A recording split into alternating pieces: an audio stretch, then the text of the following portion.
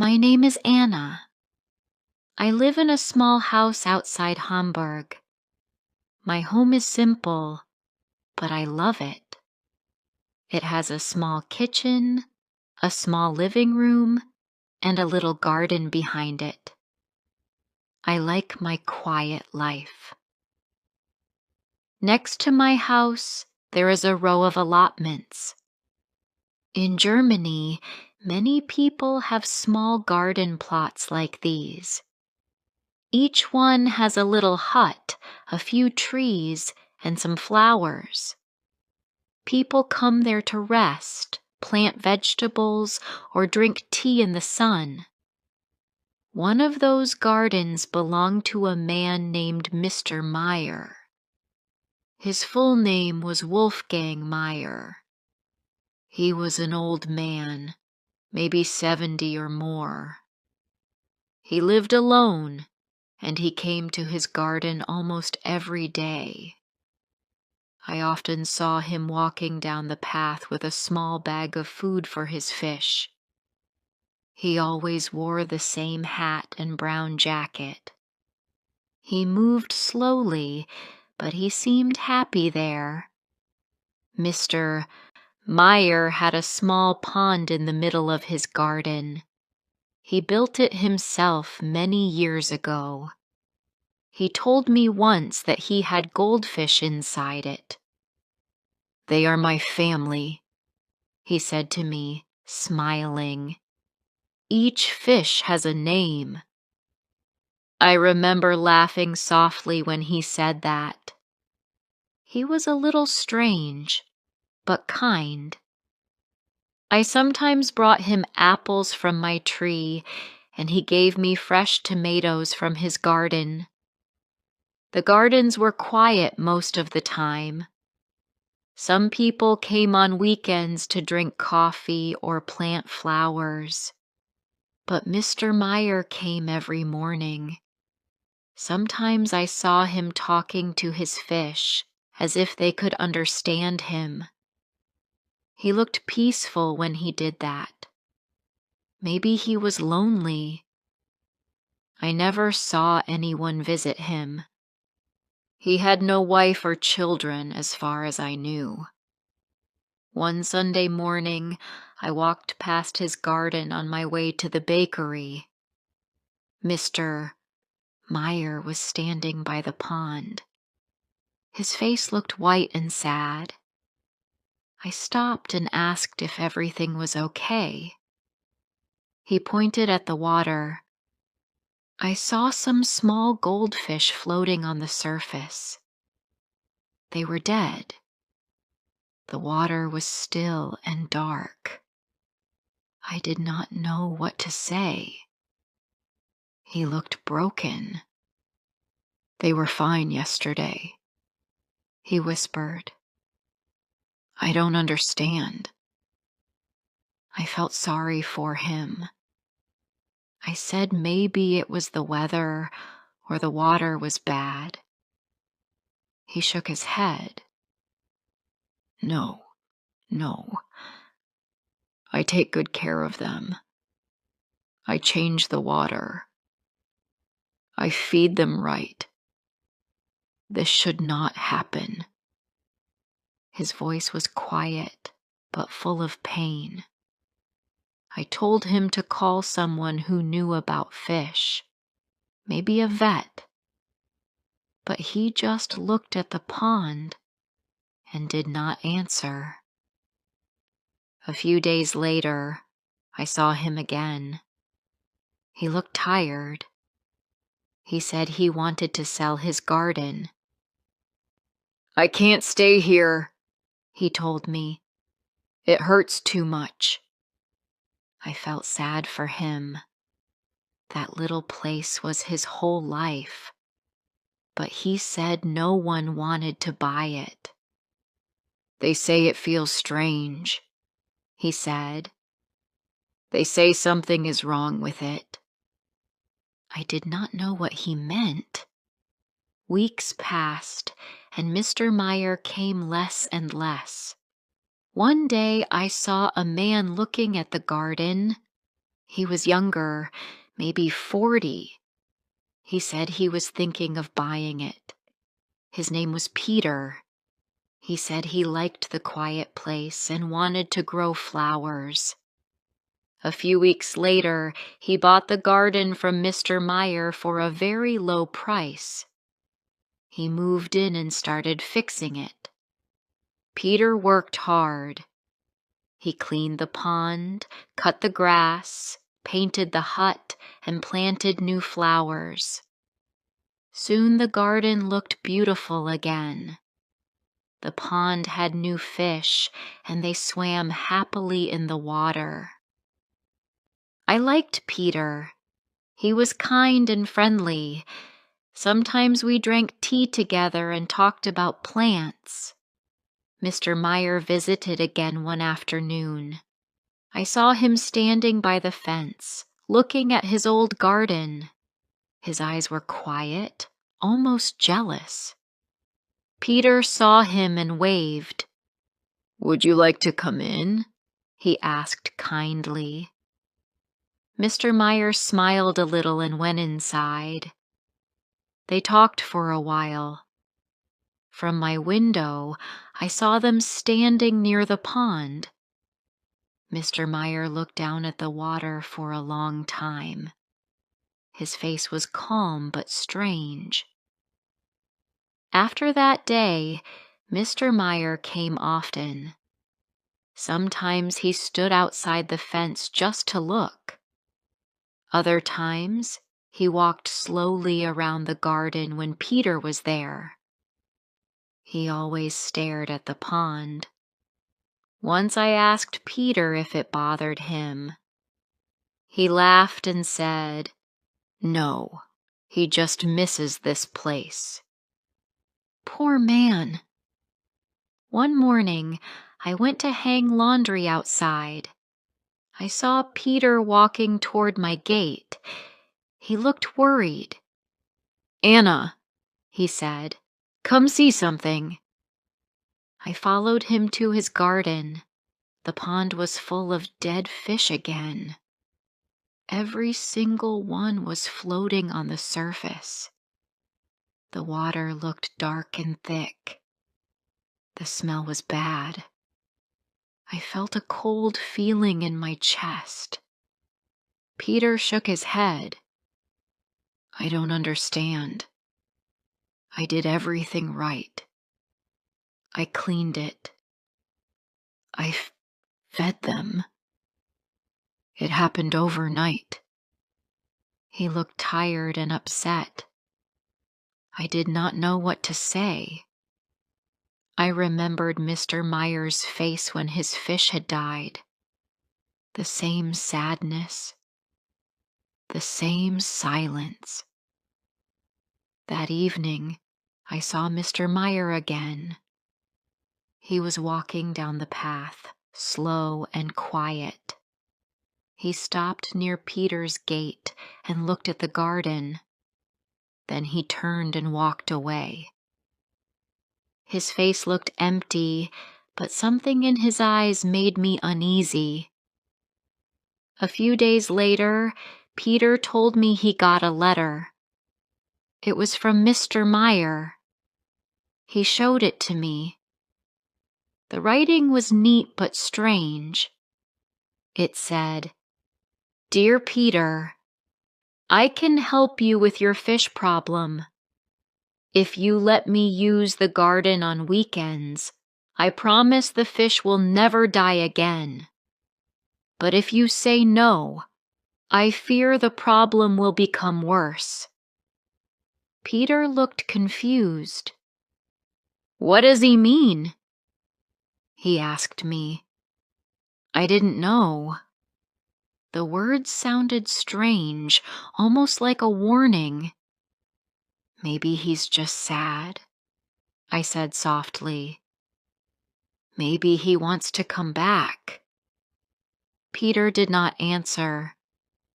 He folded the letter and put it in his pocket. His face looked pale. That night I couldn't sleep. I kept thinking about the pond, about the fish, and about Mr. Meyer's quiet eyes. Something did not feel right. The next morning, I saw Peter working in the garden again. He said he would not let an old man scare him. But when he said that, he looked worried. The air felt heavy that day. Even the birds were quiet.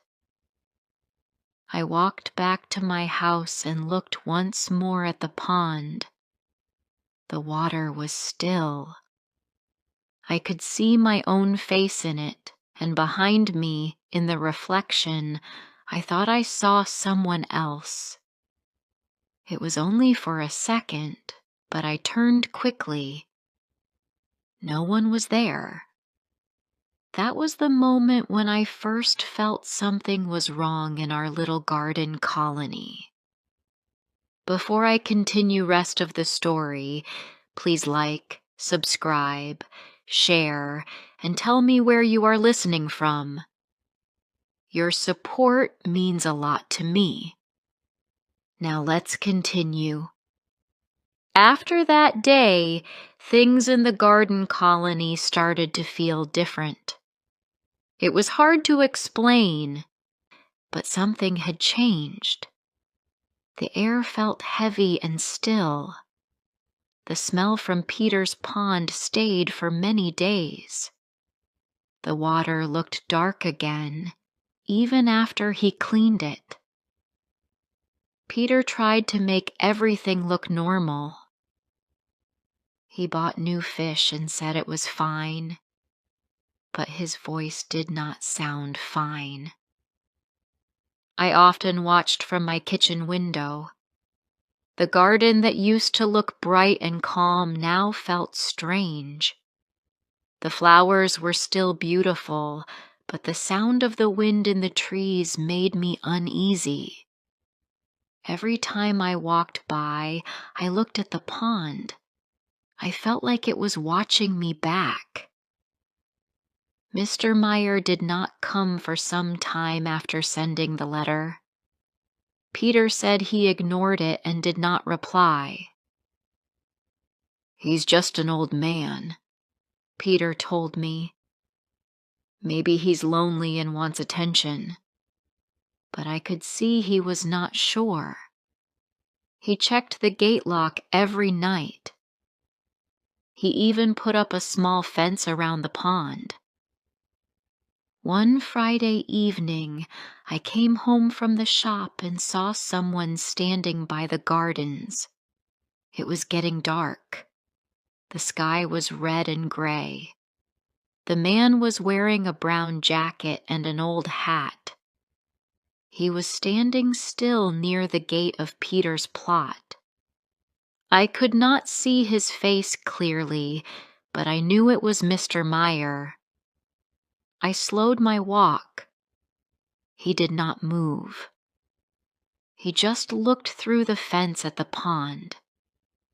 When I got closer, I said softly, "Mr. Meyer, is that you?" He turned his head a little. His eyes looked empty, like he was not really there. "Good evening," I said again. He smiled, but it was a cold smile. "The water looks better now," he said slowly. His voice was dry and quiet. I did not know what to say. "Yes," I replied. "Peter takes good care of it." Mr. Meyer looked at me for a long moment, then said, "We will see," and walked away. That night, I could not stop thinking about his words. "We will see."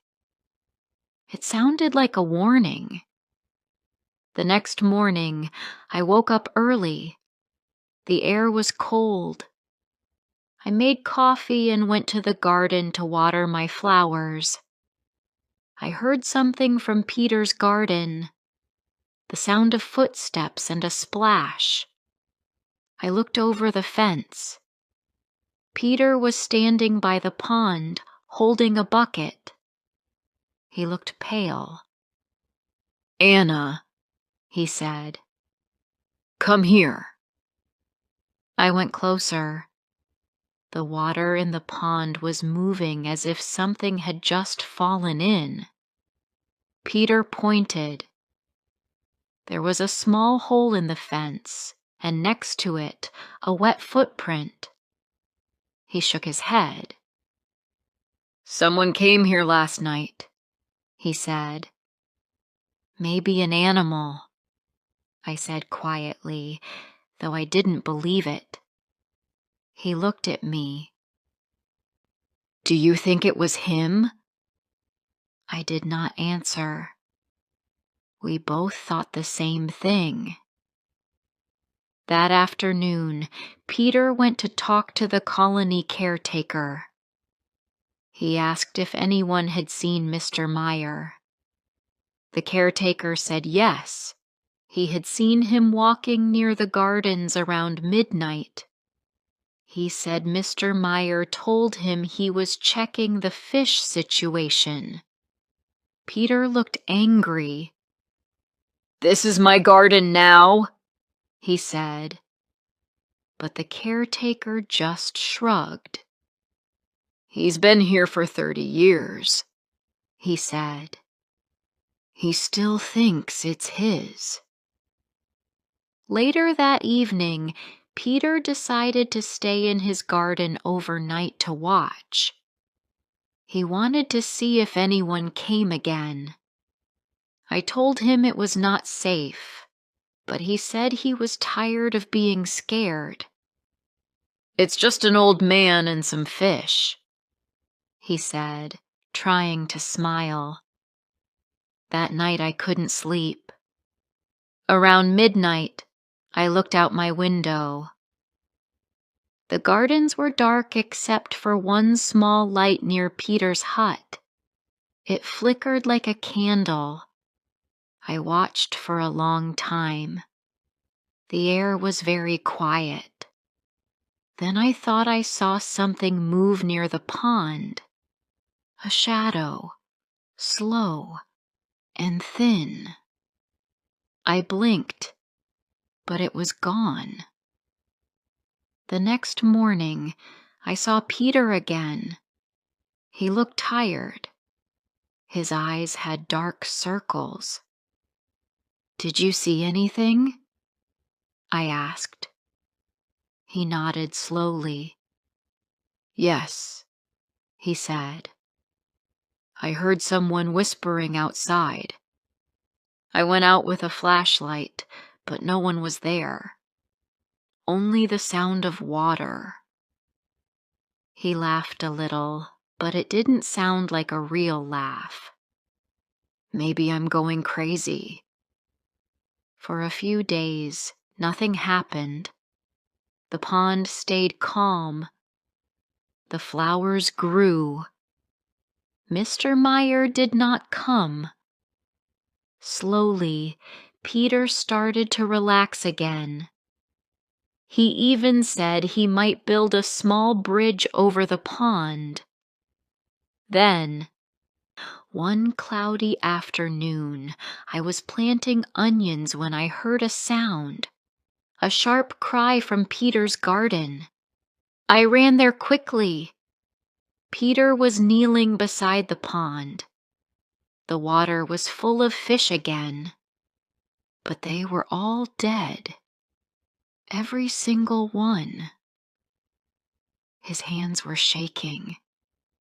"No," he said. "Not again." He looked at me, his face white.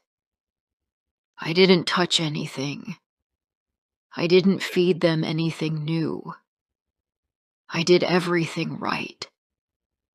He sounded desperate. I looked at the pond and felt cold all over. The water looked darker than before, almost black. That evening, Peter decided to call Mr. Meyer. He said he wanted to ask him what he meant in his letter. He called the number from the note. No one answered. He tried again and again. Still nothing. The next morning, he went to Mr. Meyer's house in Hamburg. When he came back, he looked even more pale. "What happened?" I asked. "He wasn't there," Peter said. "His neighbor said he's been gone for 3 days. He didn't tell anyone where he was going. That night, there was a storm. The wind blew hard. I could hear tree branches hitting the windows. I couldn't sleep, so I looked out again.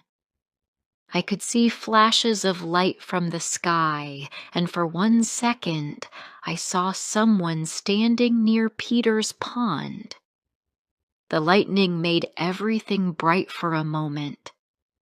The man, the hat, the still figure near the water. Then it was dark again. I ran to the phone and called Peter, but he didn't answer. I called again and again. The line was dead. The storm got worse. I stayed awake the whole night, listening to the rain hit the windows. In the morning, I went to Peter's garden. The air was wet and heavy. The pond looked strange. The water was clear again, almost shining. The dead fish were gone. Peter was sitting on the ground beside the pond, staring into the water. He looked tired and cold. I asked if he was okay. He turned to me slowly. "They're gone," he said. His voice was quiet. "The fish?" I asked. He shook his head. "The fish, the smell, everything. It's clean again. Like before." I looked at him, confused. "What happened last night?" He looked at the water again. "He came," he whispered. "Mr. Meyer came. He said he just wanted to see them one last time. I told him to leave, but he didn't listen. He walked to the pond. He touched the water. Then he looked at me and said, 'Now it's mine again.' And then he was gone." I felt my hands grow cold. "Gone? What do you mean?" Peter looked up at me. "He walked into the pond, and I didn't see him come out." I stared at the pond. The water was still, shining in the morning light. I wanted to say something, but no words came out. We both stood there, silent. The caretaker came later that day. He said he checked the whole garden. No one found anything. The police came too, but they said maybe it was just a story. An old man who lost his way. But that night, when the sun went down, I went to close my window. I looked toward the gardens one last time. The moonlight shone on the pond. The water moved slowly. For a second, I thought I saw something under the surface. A shadow, moving softly, like a hand. I closed the window quickly, and from that night, I never walked past that pond again. The days after the storm were strange. The air around the gardens felt colder than before. Even when the sun came out, it felt heavy and still. Peter no longer talked much. He came to his garden early in the morning and always left before dark. Sometimes I saw him sitting beside the pond, just looking at the water. He did not plant new flowers. He did not fix the hut. He did not smile. People in the colony started to whisper. Some said Mr. Meyer had gone to stay with family in another town. Some said he was sick. Others said they had seen him walking near the river at night. No one really knew the truth, but everyone agreed that something about the pond felt wrong. Even the air around it seemed strange. One afternoon, I brought Peter some soup. He looked tired and weak. His eyes had dark circles.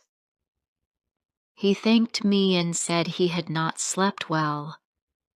Then, in a quiet voice, he told me the water in the pond sometimes moved by itself at night.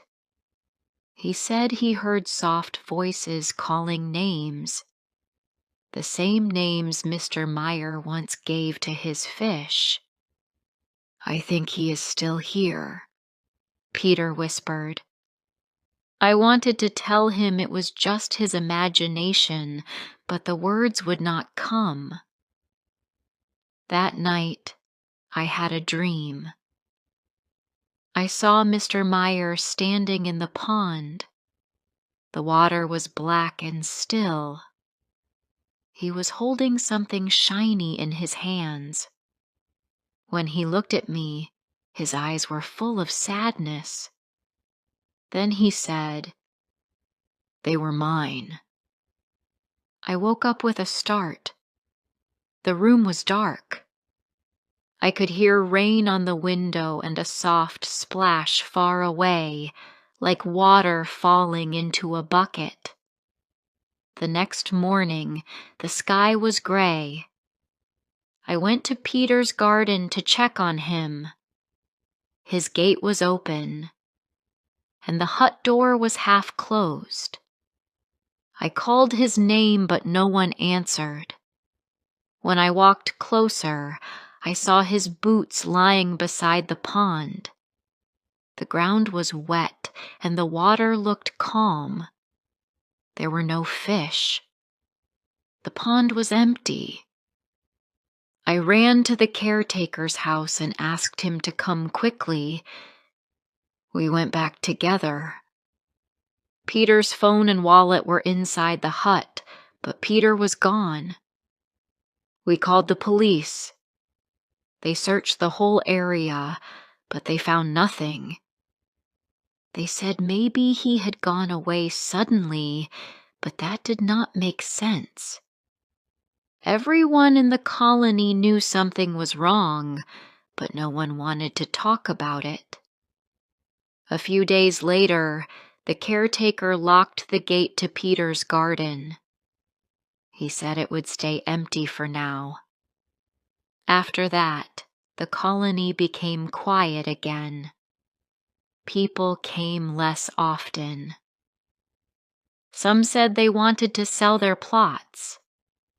I tried not to look at the locked garden, but sometimes I could not help it. The flowers were dying. The hut looked old and sad. The pond still shone faintly under the gray sky, like it was waiting for someone. One cold Sunday afternoon, I went for a walk. I passed by the colony path. When I looked up, I saw that the gate to Peter's garden was open. The lock was hanging loose. I stopped walking. No one should have opened it. I looked around. The place was empty. Slowly, I stepped inside. The ground was soft and wet. The hut door was open, and inside it smelled like damp earth. On the table was a small wooden box covered in dust. I touched it carefully and opened it. Inside were small pieces of paper, each with a name written in neat letters. Lena, Otto, Clara, Max. They were the names of Mr. Meyer's fish. My hands started to shake. Then I heard a sound from outside. The water in the pond was moving. I turned my head and saw small bubbles rising to the surface. The water began to ripple, forming a circle in the middle. My heart beat faster. I wanted to move, but I couldn't. The circle grew wider. For a second, I thought I saw a face under the surface. The eyes were closed. The face looked calm, almost peaceful. Then the water became still again.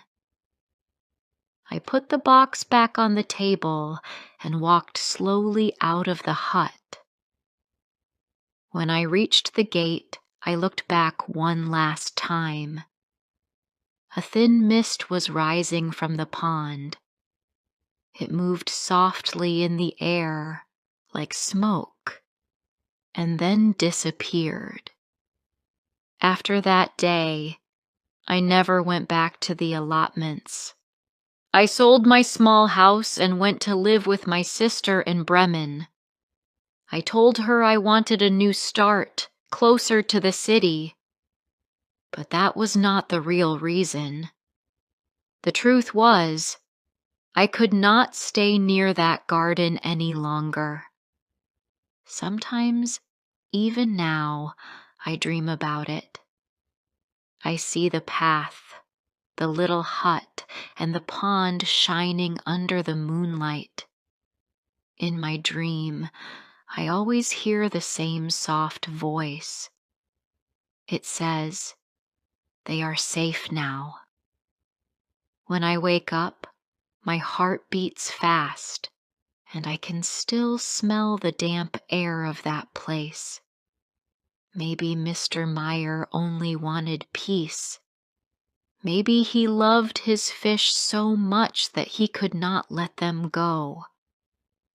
Or maybe some gardens keep what belongs to them forever. I do not know the truth, but every time I see water, in a glass, in a puddle, after rain, or even in the sink, I find myself looking deeper. Sometimes when the light is low, I think I see something small and golden moving under the surface. Then I turn away quickly. Thank you for listening to this story. If you enjoyed this story, please like the video and subscribe to